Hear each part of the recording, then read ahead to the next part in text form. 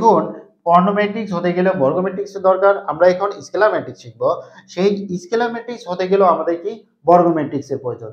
তাহলে স্কেলার ম্যাট্রিক্সটা কি, যে বর্গ ম্যাট্রিক্সের দেখুন যে বর্গ ম্যাট্রিক্সের, এটা একটি বর্গ ম্যাট্রিক্স, এটাও একটি বর্গ ম্যাট্রিক্স, এটাও স্কেলার ম্যাট্রিক্স নয়, এটাও স্কেলার ম্যাট্রিক্স নয়। দেখুন বলছি যে কর্ণ ম্যাট্রিক্সের, এটা তো বর্গ ম্যাট্রিক্স কিন্তু এটা তো কর্ণ ম্যাট্রিক্স নয়, এটাও কর্ণ ম্যাট্রিক্স। যে কর্ণ ম্যাট্রিক্সের মানগুলো, উপাদানগুলো, এই যে কর্ণ ম্যাট্রিক্স, এই কর্ণ ম্যাট্রিক্সের উপাদানগুলোর মান কি একই থাকবে।